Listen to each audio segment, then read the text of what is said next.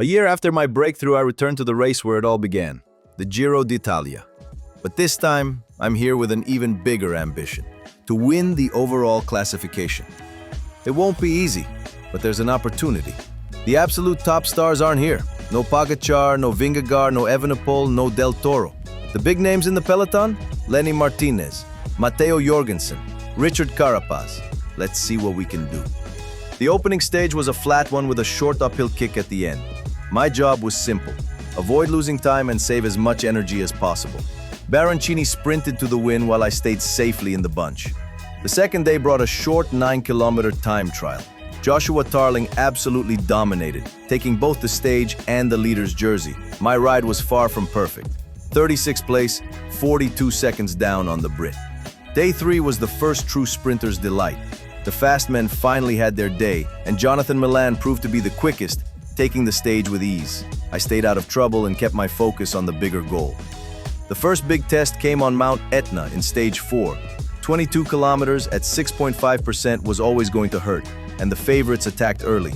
My team worked hard to limit the damage, and I eventually bridged to the leaders, but I didn't have enough left to win.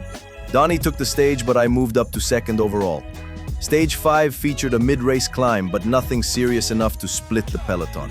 As expected, it came down to a sprint, and Milan took his second win of the race. I rolled in safely, conserving energy for the mountains to come. In the 6th stage, the breakaway outsmarted the bunch. 11 riders got away, built a huge gap, and Colby Simmons emerged as the best of them. There was no point in chasing, so I finished comfortably in the peloton. The 7th day was relentless, constantly up and down, but without any decisive climbs. The GC battle remained calm, though the pace on the hills was high. Christian Scaroni won from the breakaway and took the pink jersey.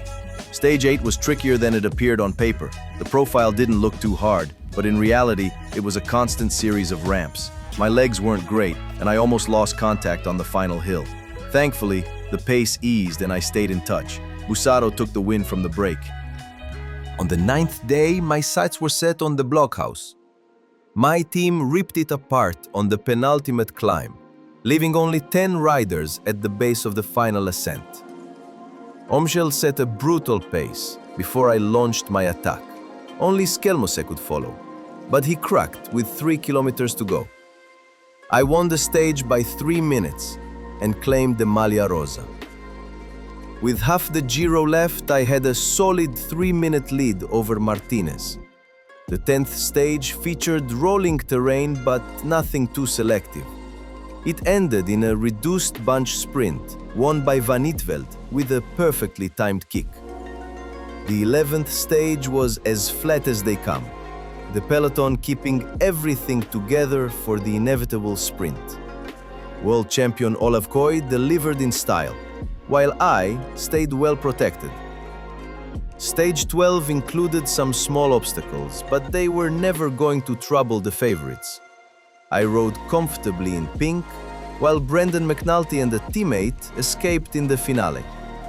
Their smart move earned McNulty the win. Day 13 had a similar feel.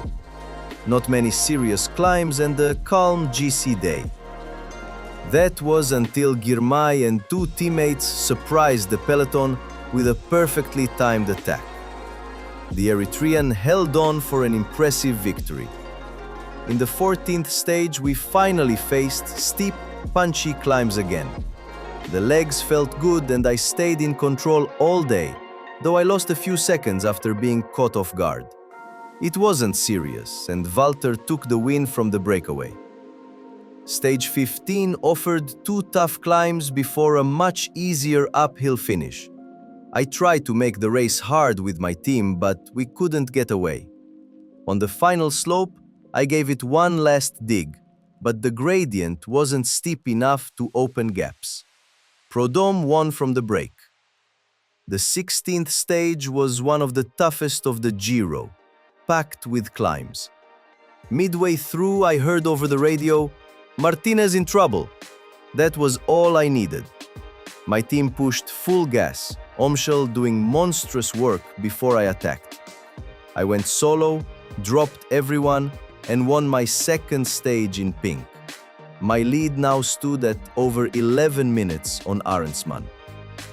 Stage 17 had a similar layout. 2 big climbs before a downhill finish. Disaster nearly struck when I punctured on the final ascent, forcing me to chase hard. I got back, but Martinez gained a little time. The day went to cost you from the breakaway.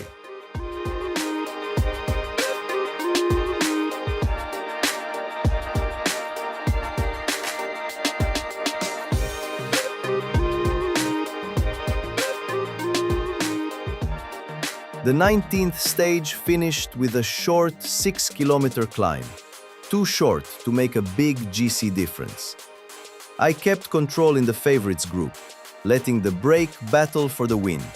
Mauro Schmid took the stage honors. In stage 20, the final road day, I wanted one more victory. My team controlled all day, shutting down the break. On the last climb, I attacked with 2 kilometers to go and nobody could follow.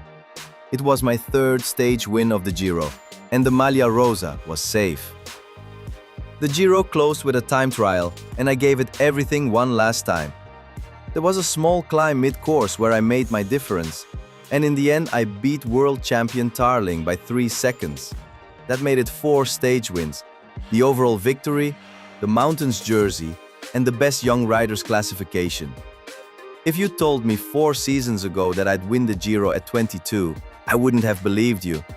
Back then, in the continental ranks, I was getting dropped and outsprinted, struggling to compete.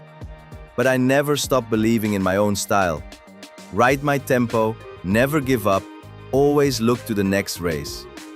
Last year's Giro showed me I could fight for the win in the biggest races. And now, I've joined the list of my childhood heroes, Nibali and Basso. As an Italian kid, I watched them fly past on these same roads. Now, it's my name in pink. For now, I'll enjoy it.